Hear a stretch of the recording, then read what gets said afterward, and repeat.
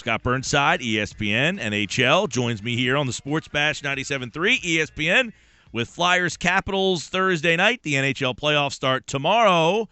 Scott, welcome back to the show. How are you? No complaints. Flew into Pittsburgh early this morning and spent part of the day at their practice facility as they get ready for Game 1 against the New York Rangers tomorrow evening here in Pittsburgh. And, yeah, I'll be definitely keeping a close eye on what transpires between the Caps and the Flyers in the coming days. Yeah, and that would be an interesting matchup. The winners of this series would face the winners of that series. So we got possibly back-to-back really good series for no matter, regardless of who wins, because all of those teams are tied together there. I want to ask you, Scott, about this Flyers team first and foremost. Are people around the league surprised that they were even in position to get to a playoff spot? Yeah, well, there's no question. I think that the Flyers represent, perhaps, along with the Florida Panthers maybe, but, one of the surprises of this 16-team playoff field this spring. And, I spent some time in Philadelphia early in the season and talked to Ron Hextall and Dave Haxtell, the rookie head coach, and Ron Hextall was very straightforward. He's like, listen, we're going to do things the right way here in Philadelphia, and that means, we're going to have to draft well, we're going to have to develop well. I thought he did a masterful job of moving some contracts that didn't seem to fit for this team moving forward. Luke Shen and Vincent LeCavalier going to the Los Angeles Kings in the middle of the season. There were no they didn't add on contracts at the trade deadline, and even though they were sort of in the playoff hunt, but I don't think many people considered them a viable threat to make the playoffs at the trade deadline. So no one was expecting Ron Hextall to do much, and I just think a lot of people, and myself was in that. I would include myself in that group.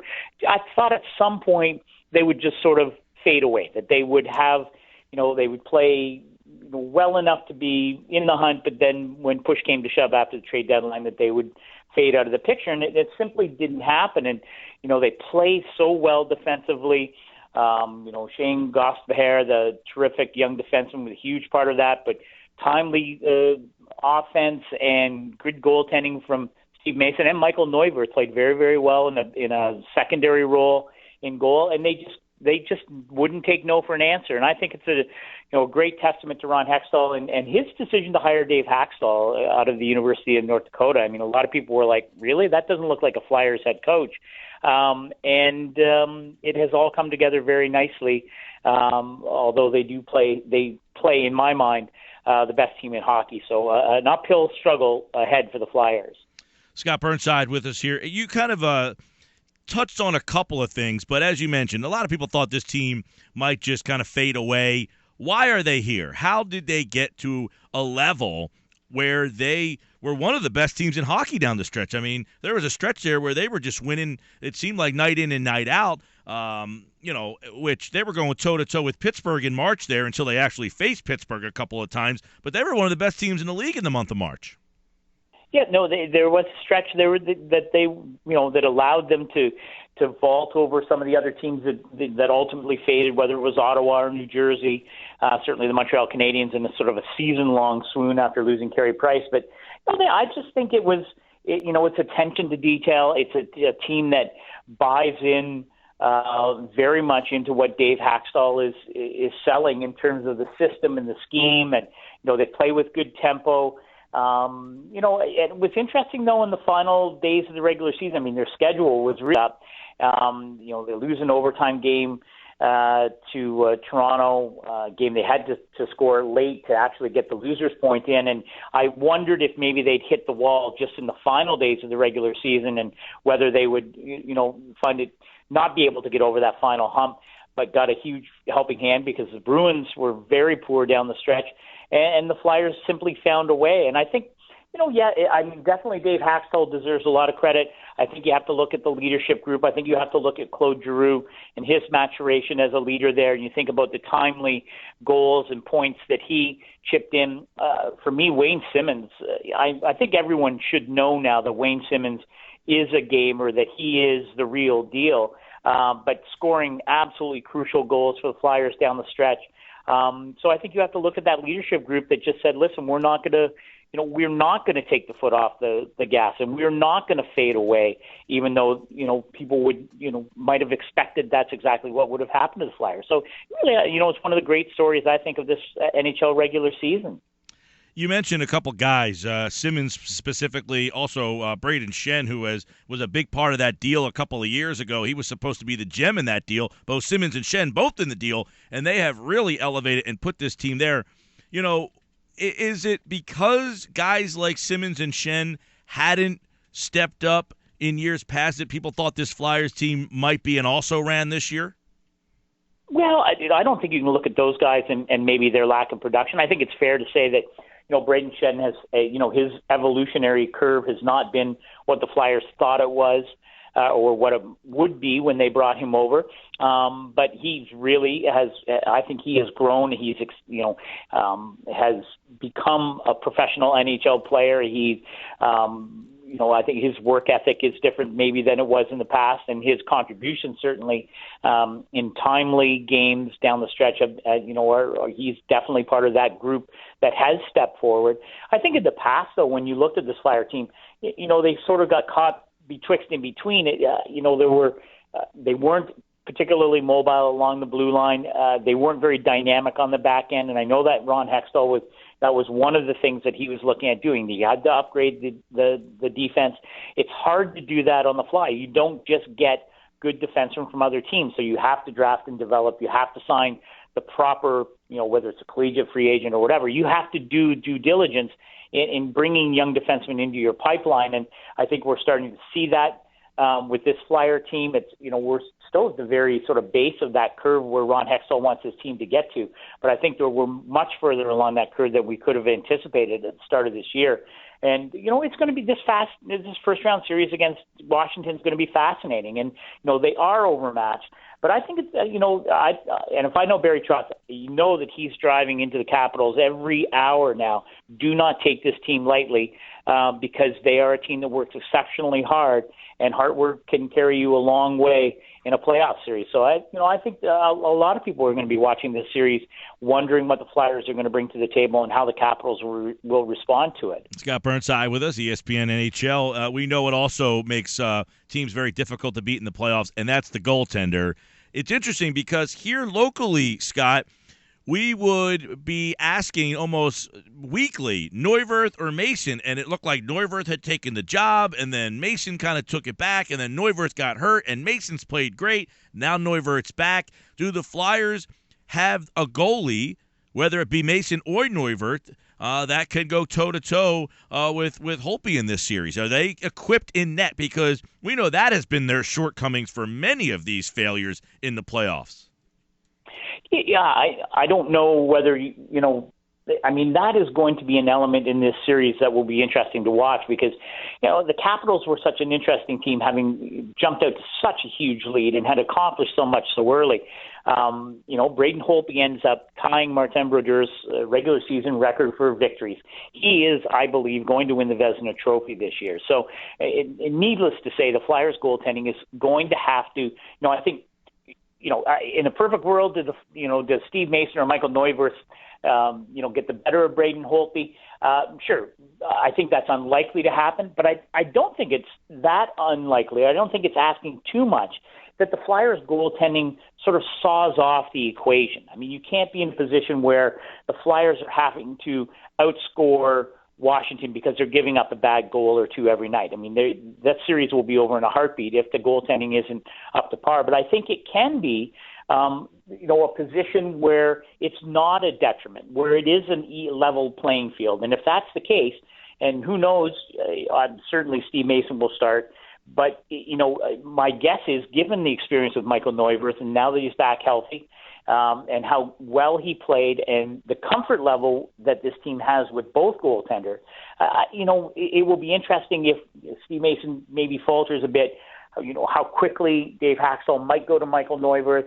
Obviously, if you're a Flyer fan, you hope there isn't a goaltending change because that means that Steve Mason's doing the job. But it's going to be one of the interesting elements of this series because, to me, the only way the Flyers stay close in this series is if they do get otherworldly goaltending, whether from Steve Mason or Michael Neuwirth. Scott Burnside's with us. I want to get your thoughts on I don't know if the evolution of Claude Giroux is really the right word to ask about, but, he has been criticized here sometimes. He's the captain. Was he ready for the captaincy? This team hasn't made the playoffs under his captaincy. They haven't won a playoff series. Is he an underrated star? Is he a guy that doesn't get enough respect? How does the NHL characterize Claude Giroux? Well, I think he is still seen as one of the elite centers in the game. But I think your point is a fair one, and I know that Ron Hextall has talked about this early in his tenure as GM of the Flyers after coming over and working as the assistant GM, demanding more from Claude Giroux in terms of leadership, in terms of not just producing points, but of being the voice in that locker room, of being the guy that people can look up to and can be a steadying presence, all those kinds of things. Like, I don't think anyone has ever questioned Claude Giroux's talent level, his ability to produce, any of those kinds of things. But that, being a leader and being a captain is a different thing, and it's something that players grow into at different sort of levels of their career. And you think about, there are so many players of Claude Giroux's generation that were thrust into similar roles, early captaincy, whether it's a John Tavares or a Sidney Crosby, Jonathan Toews. You think about Gabriel Landeskog, a little bit younger, but given the captaincy early in Colorado, a guy, maybe he's not quite fully evolved there. Jamie Benn talked a lot about, being the captain in Dallas and having to learn what that meant, and how do you, because it's sometimes an uncomfortable burden to carry. And I'm not suggesting it was uncomfortable for Claude Giroux, but I think he is much more comfortable in that role now than he has been. And I think it's fair that, these are elite players who will always want to be judged not on whether they score goals or collect points, but how their teams do, whether their teams are successful in the playoffs, whether they win championships, those kinds of things. So I'm sure that it burns Claude Giroux that he hasn't had, 2 or 3 long playoff runs under his belt, as captain of the Flyers. So, again, if the Flyers are going to make this series against the Washington Capitals, there is no doubt that Claude Giroux is going to have to be a pivotal part of keeping the Flyers close against, for me, the deepest, most talented hockey team in the NHL, and a team that can play so many different ways that, that's going to be a real challenge. But, if they're going to keep pace, they're going to have to put a bunch of goals behind Braden Holtby, and Claude Giroux is going to have to be at the forefront of that. Flyers in the Capitals starts Thursday night. You can listen to the series right here on 97.3 ESPN, your home for Flyers hockey. By the way, tomorrow Claude Giroux will join me on the show. And, Scott, this series was 2-2. And I guess one question with Washington, if you were looking a couple of weeks ago, they looked like they maybe hit a little malaise there, but I guess they turned it back. They got whipped by Pittsburgh a couple of weeks ago, and since then they have played much better. There's been a lot of talk about the pressure, and of course when an 8 plays a 1, that typically rears its head. But is this a unique situation in an 8-1 situation where there is a lot of pressure on Washington, not only because of the way Philadelphia has been playing, then you throw in what happened, unfortunately, yesterday with the Ed Snyder stuff, which has been just a monster story here. Is this a very unique 8-1 situation where the pressure is squarely on Washington? Yeah, well, I don't think there's any doubt about that. And, the passing of Ed Snyder is obviously a huge story in that marketplace, but it's a huge hockey story because he is, I don't think it's overstating to say, one of the giants of the National Hockey League. And certainly, in the post-expansion era, he was one, and right up to the very end was one of the most powerful men in hockey. So it is a very important story, and there's little doubt that the emotional element of that is, we'll see how the Flyers respond to it, but it does add a different emotional element to this series. And I think you touched on an interesting point. I know Ken Hitchcock likes to talk about this mostly, I suppose, when he's starting on the road, but he often believes that that you want to have home ice in Game 7, but you never mind starting on the road, because, especially in the first round, because Game one, there's so much pressure on the home team. And you mentioned, the Washington Capitals are a team with a lot of playoff baggage, right? They've had high expectations. In many years, Alexander Ovechkin and Nicholas Backstrom grew into leaders in that Washington team. They were a President's Trophy winning team in 2010 and blew a 3-1 series lead against Montreal, the 8th seed in the first round. Of course, the same year that the Canadiens and the Flyers played in the conference final. So, but I do think that this is a very different Washington team. They're very mature. They have a ton of leadership on that team, and bringing in Justin Williams, TJ Oshie this past offseason, Brooks Orpik's presence on that blue line. Even if they do lose game one, I don't see this team being rocked. But I'll tell you, if you're the Philadelphia Flyers and you get out to a 1-0 lead, boy, it sure is going to make you feel a whole bunch different about this game and about your ability to knock off the President's Trophy winners. So, I think game one looms large for both teams. But I'm not sure that this Washington team can be dismissed even if they did lose game one. Yeah, one of the things, they are very deep. I don't know if you can look at that roster and find a weakness for a team to exploit, and I think that's where, in the past for Washington teams, maybe they weren't great in goal or maybe they were average defensively, but this is a team that seems like there is not an obvious weakness for the Flyers to exploit. But that being said, how do you think these two teams do match up? Because if you look at the Flyers, I'm not sure what people would say their identity is. Are they an offensive team? They were horrible offensively the first couple of months of the season. When they got Gostisbehere, it seemed like the power play picked up a little bit. So I don't know what the identity is of the Flyers, but it seems like the Capitals are very strong up and down. They don't really have an obvious weakness. So how do you say that these two teams do match up? Yeah, no, I think your point's an excellent one. I think it's fair to wonder what kind of, what this Flyer team is, what they're going to hang their hat on in this series if they're going to make a goal. For me, it's their relentlessness, and I think that's going to be the key, that they don't get discouraged if they get down a goal or two, or if they lose the first game. That will be the test for them. And I think, their experience down the stretch where it's such a cliche, but I will utter it again, but the fact that they've played basically playoff hockey for the last 6 weeks or so of the regular season, they're not going to have to go very far to get to that emotional level that is imperative in winning playoff hockey games. I think that's a challenge for Barry Trotz and the Washington Capitals right off the get-go, is how do you get to that level when it was Alexander Ovechkin getting to 50 goals. That was important. Braden Holtby getting to the Marty Brodeur record. That was important. But really, a team that hasn't been challenged in a long time in a meaningful way. So, that will be the interesting part for me in games 1 and 2. How quickly do the Caps get there? I covered part of their series last year against the Islanders.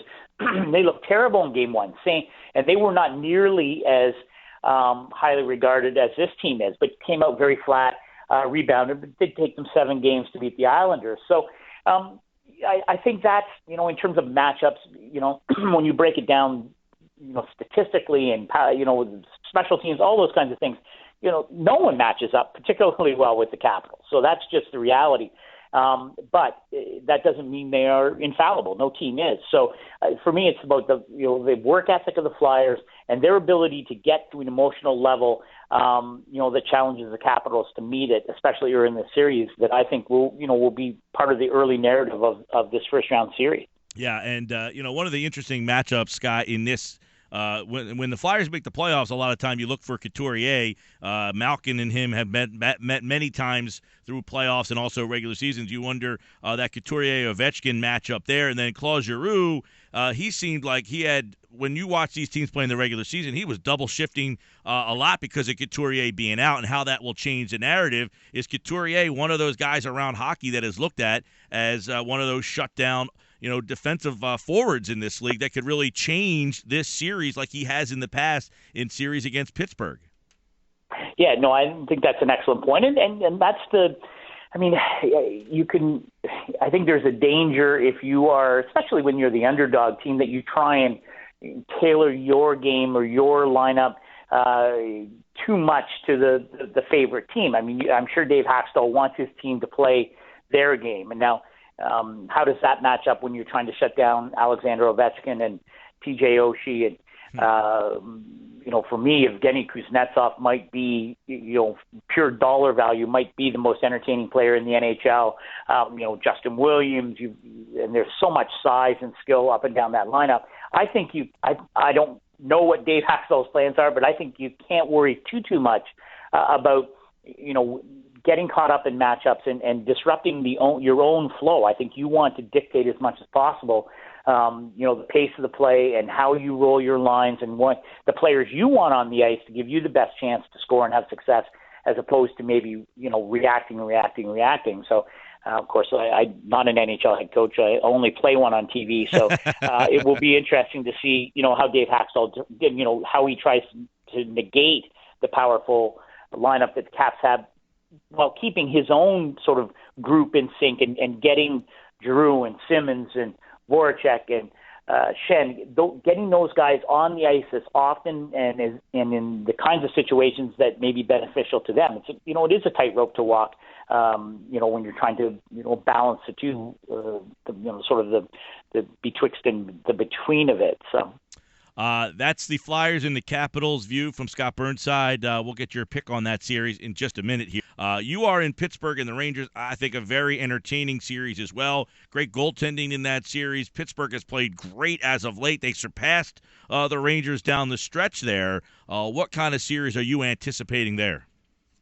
Yeah, very interesting Pittsburgh team. I think it's different than it has been in the past. And I spent a lot of time here, over the Crosby years, if you will, during the playoffs. And, they seem to have lost mojo a bit the last 3 or 4 years. And never, injuries were a huge issue and never quite seemed to get it done. But this is a team that, even without Evgeny Malkin for the last month, even without Marc-Andre Fleury for the last couple of weeks of the regular season, no Olli Mata for a while, this team just rolled, and winners of 14 of 16. Under Mike Sullivan, the highest scoring team in the NHL since Mike Sullivan took over for Mike Johnson. There just seems to be a swagger around this team, and I know, people question, can they play that sort of grinding playoff style? And the Rangers are going to bring plenty of that because they're a battle-tested team, understand what it takes to win, understand the patience of a playoff year. But the way the Penguins are playing right now, I just think their speed and their front, Olli Mata looks like he'll be back in the lineup tomorrow night. Looks like Marc-Andre Fleury, my guess is he'll play.